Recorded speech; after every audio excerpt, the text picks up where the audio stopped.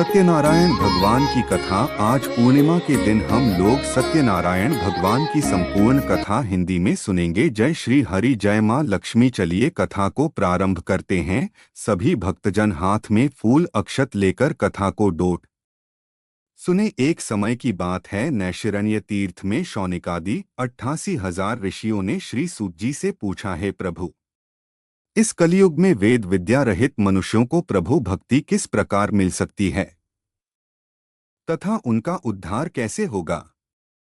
हे मुनि श्रेष्ठ, कोई ऐसा तप बताइए जिससे थोड़े समय में ही पुण्य मिले और मनवांछित फल भी मिल जाए। इस प्रकार की कथा सुनने की हम इच्छा रखते हैं। सर्व शास्त्रों के ज्ञाता सूत जी बोले, हे वैष्णवों में पूज्य, आप सभी ने प्राणियों के हित की बात पूछी है, इसलिए मैं एक ऐसे श्रेष्ठ व्रत को आप लोगों को बताऊंगा जिसे नारद जी ने लक्ष्मी नारायण जी से पूछा था और लक्ष्मीपति ने मुनिश्रेष्ठ नारद जी से कहा था।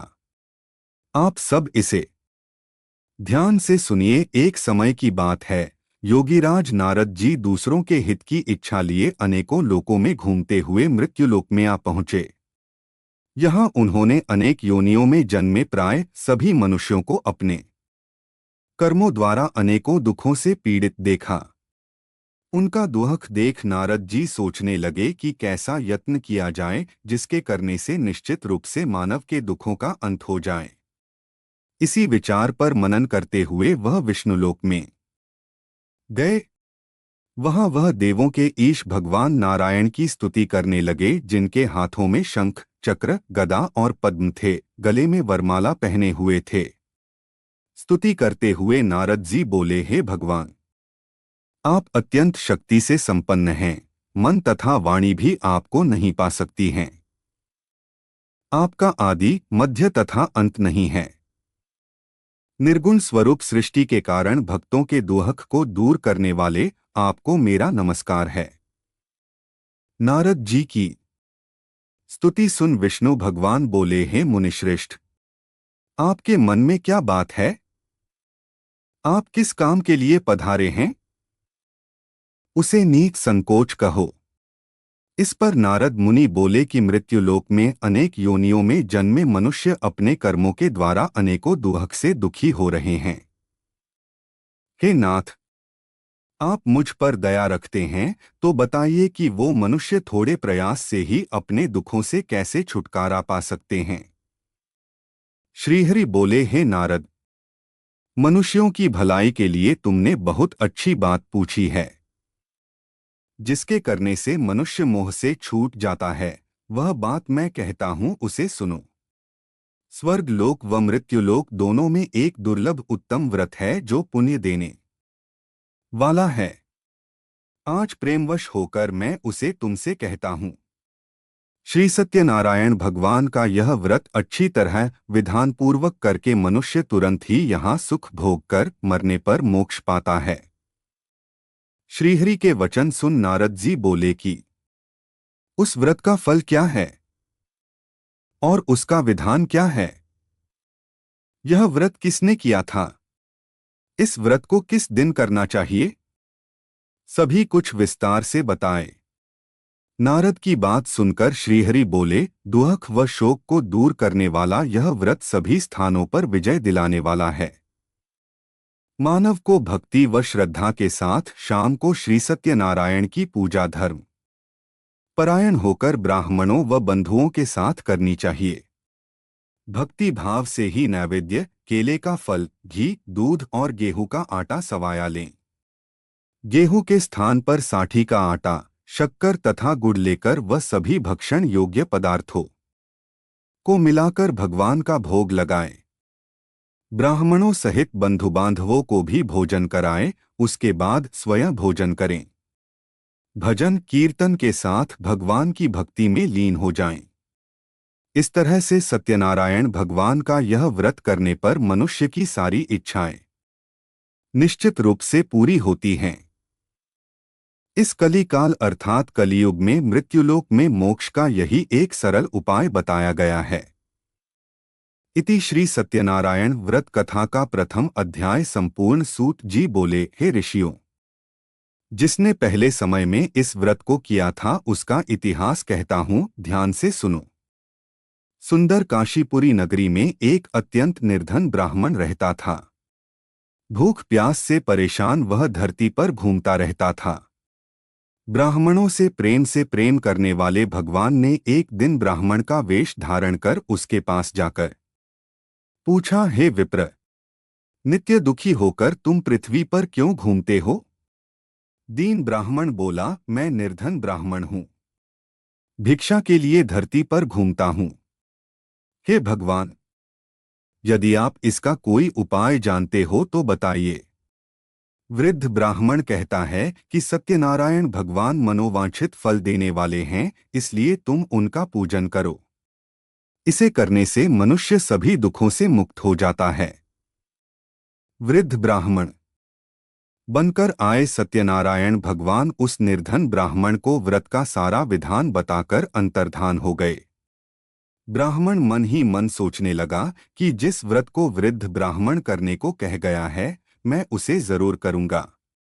यह निश्चय करने के बाद उसे रात में नींद नहीं आई।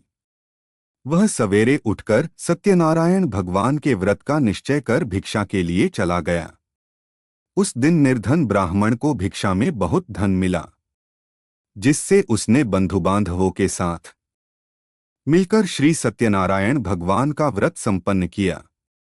भगवान सत्यनारायण का व्रत संपन्न करने के बाद वह निर्धन ब्राह्मण सभी दुखों से छूट गया और अनेक प्रकार की संपत्तियों से युक्त हो गया। उसी समय से यह ब्राह्मण हर माह इस व्रत को करने लगा। इस तरह से सत्यनारायण भगवान के व्रत को जो मनुष्य करेगा वह सभी प्रकार के पापों से छूटकर मोक्ष को प्राप्त होगा। जो मनुष्य इस व्रत को करेगा वह भी सभी दुखों से मुक्त हो जाएगा। सूत जी बोले कि इस तरह से नारद जी से नारायण जी का कहा हुआ श्री सत्यनारायण व्रत को मैंने तुमसे कहा। हे विप्रो, मैं अब और क्या कहूँ? ऋषि बोले, हे मुनिवर, संसार में उस विप्र से सुनकर और किस किस ने इस व्रत को किया, हम सब इस बात को सुनना चाहते हैं। इसके लिए हमारे मन में श्रद्धा का भाव है। सूत जी बोले, हे मुनियों, जिसने इस व्रत को किया है वह सब सुनो। एक समय वही विप्र धन व ऐश्वर्य के अनुसार अपने बंधु बांधवों के साथ इस व्रत को करने को तैयार हुआ।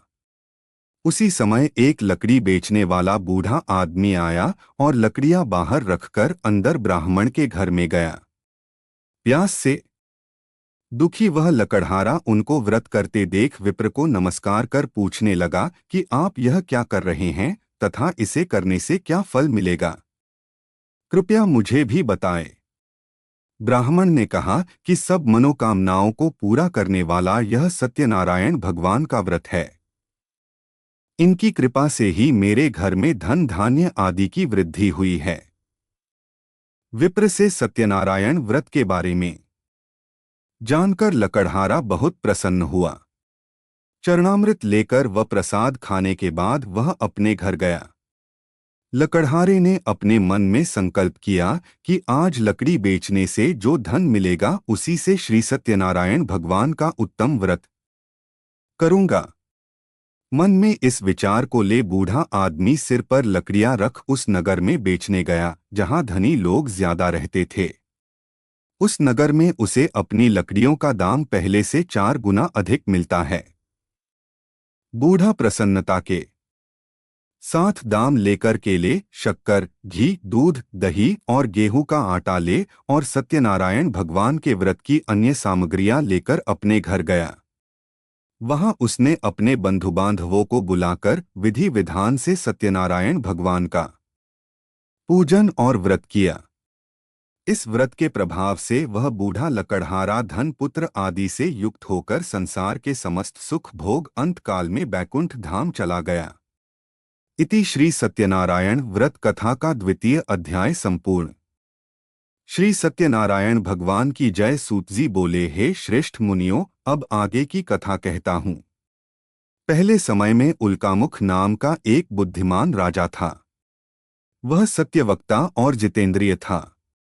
प्रतिदिन देव स्थानों पर जाता और निर्धनों को धन देकर उनके कष्ट दूर करता था। उसकी पत्नी कमल के समान मुख वाली तथा सती साध्वी थी। भद्रशिला नदी के तट पर उन दोनों ने श्री सत्यनारायण भगवान का व्रत किया। उसी समय साधु नाम का एक वैश्य आया। उसके पास व्यापार करने के लिए बहुत सा धन भी था। राजा को व्रत करते देखकर वह विनय के साथ पूछने लगा, हे राजन, भक्तिभाव से पूर्ण होकर आप यह क्या कर रहे हैं? मैं सुनने की इच्छा रखता हूं तो आप मुझे बताएं। राजा बोला, हे साधु, अपने बंधु बांधवों के साथ पुत्रादि की प्राप्ति के लिए एक महाशक्तिमान श्री सत्यनारायण भगवान का व्रत व पूजन कर रहा हूं। राजा के वचन सुन साधु आदर से बोला, हे राजन, मुझे इस व्रत का सारा विधान कहिए। आपके कथनानुसार मैं भी इस व्रत को करूंगा। मेरी भी संतान नहीं है और इस व्रत को करने से निश्चित रूप से मुझे संतान की प्राप्ति होगी। राजा से व्रत का सारा विधान सुन व्यापार से निवृत्त हो वह अपने घर गया। साधु वैश्य ने अपनी पत्नी को संतान देने वाले इस व्रत का वर्णन कह सुनाया और कहा कि जब मेरी संतान होगी तब मैं इस व्रत को करूंगा। साधु ने इस तरह के वचन अपनी पत्नी लीलावती से कहे। एक दिन लीलावती पति के साथ आनंदित हो सांसारिक धर्म में प्रवृत्त होकर सत्यनारायण भगवान की कृपा से गर्भवती हो गई। 10वें महीने में उसके गर्भ से एक सुंदर कन्या ने जन्म लिया। दिनोंदिन वह ऐसे बढ़ने लगी जैसे कि शुक्ल पक्ष का चंद्रमा बढ़ता है। माता पिता ने अपनी कन्या का नाम कलावती रखा। एक दिन लीलावती ने मीठे शब्दों में अपने पति को याद दिलाया कि आपने सत्यनारायण भगवान के जिस व्रत को करने का संकल्प किया था उसे करने का समय आ गया है, आप इस व्रत को करिए। साधु बोला कि हे प्रिय, इस व्रत को मैं उसके विवाह पर करूंगा। इस प्रकार अपनी पत्नी को आश्वासन देकर वह नगर को चला गया। कलावती पिता के घर में रह दिनों दिन बड़ी होने लगी। साधु ने एक बार नगर में अपनी कन्या को सखियों के साथ देखा तो तुरंत ही दूत को बुलाया और कहा कि मेरी कन्या के योग्य वर देख कर आओ। साधु की बात सुनकर दूत कंचन नगर में पहुंचा और वहां देखभाल कर लड़की के सुयोग्य वाणिक पुत्र को ले आया। सुयोग्य लड़के को देख साधु ने बंधु बांधवों को बुलाकर अपनी पुत्री का विवाह कर दिया, लेकिन दुर्भाग्य की बात ये कि साधु ने अभी भी श्री सत्यनारायण भगवान का व्रत नहीं किया। इस पर श्री भगवान क्रोधित हो गए और श्राप दिया कि साधु को डोट अत्यधिक दुहक मिले। अपने कार्य में कुशल साधु बनिया जमाई को लेकर समुद्र के पास स्थित होकर रत्नासारपुर नगर में गया। वहां जाकर दामाद ससुर दोनों मिलकर चंद्रकेतु राजा के नगर में व्यापार करने लगे। एक दिन भगवान सत्यनारायण की माया से एक चोर राजा का धन चुराकर भाग रहा था। उसने राजा के सिपाहियों को अपना पीछा करते देख चुराया हुआ धन वहां रख दिया जहां साधु अपने जमाई के साथ ठहरा हुआ था। राजा के सिपाहियों ने साधु वैश्य के पास राजा का धन पड़ा देखा तो वह ससुर जमाई दोनों को बांधकर प्रसन्नता से राजा के पास ले गए और कहा कि उन दोनों चोरों को हम पकड़ लाए हैं, आप आगे की कार्यवाही की आज्ञा दें। राजा की आज्ञा से उन दोनों को कठिन कारावास में डाल दिया गया और उनका सारा धन भी उनसे छीन लिया गया। श्री सत्यनारायण भगवान के श्राप से साधु की पत्नी भी बहुत दुखी हुई। घर में जो धन रखा था उसे चोर चुरा ले गए। शारीरिक तथा मानसिक पीड़ा व भूख प्यास से अति दुखी हो अन्न की चिंता में कलावती एक ब्राह्मण के घर गई। वहां उसने श्री सत्यनारायण भगवान का व्रत होते देखा, फिर कथा भी सुनी। वह प्रसाद ग्रहण कर रात को घर वापस आई। माता ने कलावती से पूछा कि हे पुत्री, अब तक तुम कहाँ थी? तेरे मन में क्या है? कलावती ने अपनी माता से कहा, हे माता, मैंने एक ब्राह्मण के घर में श्री सत्यनारायण भगवान का व्रत देखा है। कन्या के वचन सुन लीलावती भगवान के पूजन की तैयारी करने लगी। लीलावती ने परिवार व बंधुओं सहित सत्यनारायण भगवान का पूजन किया और उनसे वर मांगा कि मेरे पति तथा जमाई शीघ्र घर आ जाएं। साथ ही यह भी प्रार्थना की कि हम सबका अपराध क्षमा करें। श्री सत्यनारायण भगवान इस व्रत से संतुष्ट हो गए और राजा चंद्रकेतु को सपने में दर्शन देकर कहा, हे राजन, तुम उन दोनों वैश्यों को छोड़ दो और तुमने उनका जो धन लिया है उसे वापस कर दो। अगर तुमने ऐसा नहीं किया तो मैं तुम्हारा धन, राज्य व संतान सभी को नष्ट कर दूंगा। राजा को यह सब कहकर भगवान अंतर्धान हो गए। प्रातः काल सभा में राजा ने अपना सपना सुनाया, फिर बोले कि बणिक पुत्रों को कैद से मुक्त कर सभा में लाओ। दोनों ने आते ही राजा को प्रणाम किया। राजा मीठी वाणी में बोला, हे महानुभावों, भाग्यवश ऐसा कठिन दुख तुम्हें प्राप्त हुआ है, लेकिन अब तुम्हें कोई भय नहीं है। ऐसा कह राजा ने उन दोनों को नए वस्त्राभूषण भी पहनाए और जितना धन उनका लिया था उससे दुगुना धन वापस कर दिया। दोनों वैश्य अपने घर को चल दिए। इति श्री सत्यनारायण व्रत कथा का 3य अध्याय संपूर्ण। सूत जी बोले, वैश्य ने मंगलाचार कर अपनी यात्रा आरंभ की और अपने नगर की ओर चल दिए। उनके थोड़ी दूर जाने पर एक दंडी वेशधारी श्री सत्यनारायण ने उनसे पूछा, हे साधु, तेरी नाव में क्या है? अभिवाणी वणिक हंसता हुआ बोला, हे दंडी, आप क्यों पूछते हो? क्या धन लेने की इच्छा है? मेरी नाव में तो बेल व पत्ते भरे हुए हैं। वैश्य के कठोर वचन सुन भगवान बोले, तुम्हारा वचन सत्य हो। दंडी ऐसे वचन कह वहां से दूर चले गए। कुछ दूर जाकर समुद्र के किनारे बैठ गए। दंडी के जाने के बाद साधु वैश्य ने नित्य क्रिया के पश्चात नाव को ऊंची उठते देखकर अचंभा माना और नाव में बेलपत्ते आदि देख वह मूर्छित हो जमीन पर गिर पड़ा। मूर्छा खुलने पर वह अत्यंत शोक में डूब गया। तब उसका दामाद बोला कि आप शोक ना मनाएं, यह दंडी का शाप है, इसलिए हमें उनकी शरण में जाना चाहिए, तभी हमारी मनोकामना पूरी होगी। दामाद की बात सुनकर वह दंडी के पास पहुंचा और अत्यंत भक्तिभाव से नमस्कार करके बोला, मैंने आपसे जो जो असत्य वचन कहे थे उनके लिए मुझे क्षमा दें। ऐसा कहकर महान शोकातुर हो रोने लगा। तब दंडी भगवान बोले, हे वणिक पुत्र, मेरी आज्ञा से बार बार तुम्हें दुख प्राप्त हुआ है। तू मेरी पूजा से विमुख हुआ। साधु बोला, हे भगवान, आपकी माया से ब्रह्मा आदि देवता भी आपके रूप को नहीं जानते, तब मैं अज्ञानी कैसे जान सकता हूँ? आप प्रसन्न होइए, अब मैं सामर्थ्य के अनुसार आपकी पूजा करूँगा। मेरी रक्षा करो और पहले के समान नौका में धन भर दें। साधु वैश्य के भक्तिपूर्वक वचन सुनकर भगवान प्रसन्न हो गए और उसकी इच्छानुसार वरदान देकर अंतर्धान हो गए।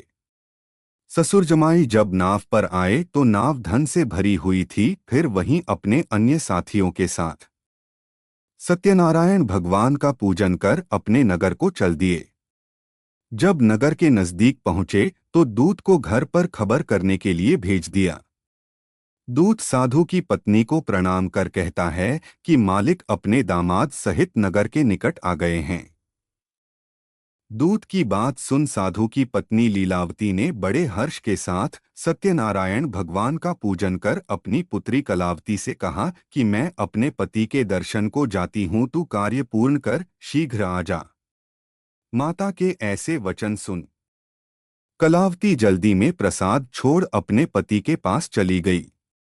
प्रसाद की अवज्ञा के कारण श्री सत्यनारायण भगवान रुष्ट हो गए और नाव सहित उसके पति को पानी में डुबो दिया।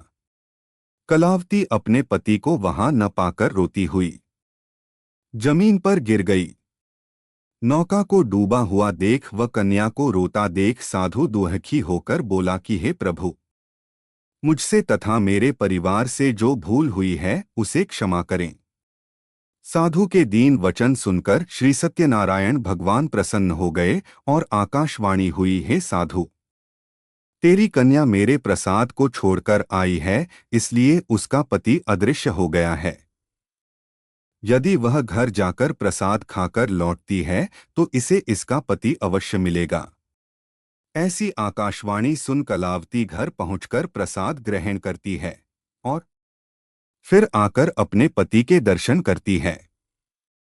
उसके बाद साधु अपने बंधु बांधवों सहित श्री सत्यनारायण भगवान का विधि विधान से पूजन करता है तथा इस लोक में सुख भोग वह अंत में स्वर्ग को जाता है। इति श्री सत्यनारायण व्रत कथा का चतुर्थ अध्याय संपूर्ण। सूतजी बोले, हे ऋषियों, मैं और भी एक कथा सुनाता हूँ, उसे भी ध्यानपूर्वक सुनो। प्रजापालन में लीन तुंगध्वज नाम का एक राजा था। उसने भी भगवान का प्रसाद त्याग कर बहुत ही दुख सहन किया। एक बार वन में जाकर वन्य पशुओं को मारकर वह बड़ के पेड़ के नीचे आया। वहां उसने ग्वालों को भक्तिभाव से अपने बंधुओं सहित सत्यनारायण भगवान का पूजन करते देखा। अभिमानवश राजा ने उन्हें देखकर भी पूजा स्थान में नहीं गया और ना ही उसने भगवान को नमस्कार किया। ग्वालों ने राजा को प्रसाद दिया, लेकिन उसने वह प्रसाद नहीं खाया और प्रसाद को वहीं छोड़ वह अपने नगर को चला गया। जब वह नगर में पहुंचा तो वहां सब कुछ तहस-नहस हुआ पाया तो वह शीघ्र ही समझ गया कि यह सब भगवान ने ही किया है। वह दोबारा ग्वालों के पास पहुंचा और विधि पूर्वक पूजा करके प्रसाद खाया तो श्री सत्यनारायण भगवान की कृपा से सब कुछ पहले जैसा हो गया। दीर्घकाल तक सुख भोगने के बाद मरणोपरांत उसे स्वर्गलोक की प्राप्ति हुई। जो मनुष्य परम दुर्लभ इस व्रत को करेगा तो भगवान सत्यनारायण की अनुकंपा से उसे धनधान्य की प्राप्ति होगी। निर्धन धनी हो जाता है और भयमुक्त हो जीवन जीता है।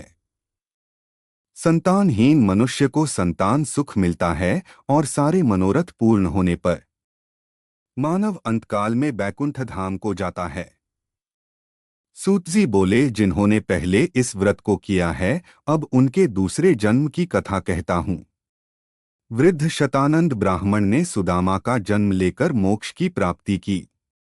लकड़हारे ने अगले जन्म में निषाद बनकर मोक्ष प्राप्त किया। उल्कामुख नाम का राजा दशरथ होकर बैकुंठ को गए। साधु नाम के वैश्य ने मोरध्वज बनकर अपने पुत्र को आरे से चीरकर मोक्ष पाया।